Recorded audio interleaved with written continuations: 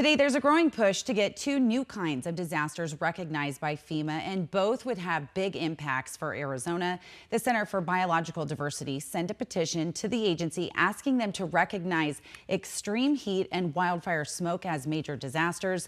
This would put them on the same level as tornadoes and hurricanes. That declaration would open up money and federal resources for local authorities.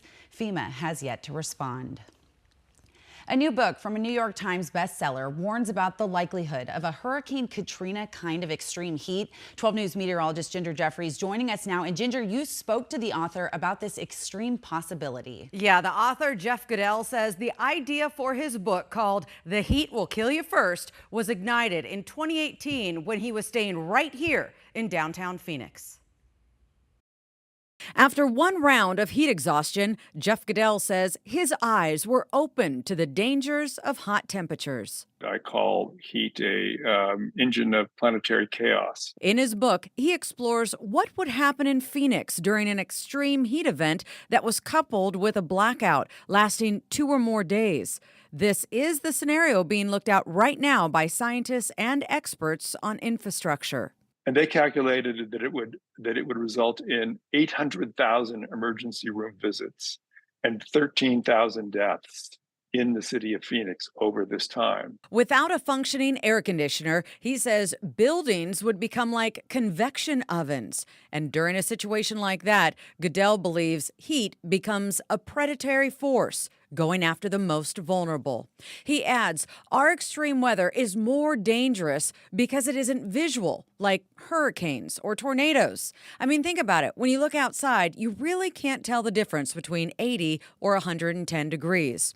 That's why he refers to his book as somewhat of a cautionary tale. You know, I don't think of the book as a doomer book at all. I'm not saying that a city like Phoenix is doomed. I'm saying a city like Phoenix needs to think seriously about this and take real action on this. And I think that, I think of the book as a sort of survival guide to the 21st century, helping people get smart about these risks that they face.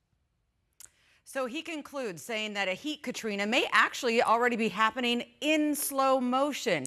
Keep in mind, over the past 5 years, nearly 2,000 people have died of heat-related deaths. And I know you guys covered that in our monsoon special that just aired on Friday before monsoon got underway in 2024. But does he mention anything about heat Katrina impacting any other cities? Yeah, absolutely. He mentioned cities like Texas, Nevada, California, basically anybody that has potential for extreme heat. And due to population growth, well, you can't really support a no power with no backup power situation, especially over an extended period of time. One city he was key to point out, Houston, because they're growing like Phoenix and they also get extreme temperatures. Oh my gosh, and then the humidity piled on top of that. Absolutely. My goodness. Okay, something interesting to keep an eye on. Very good story. Ginger, thank you.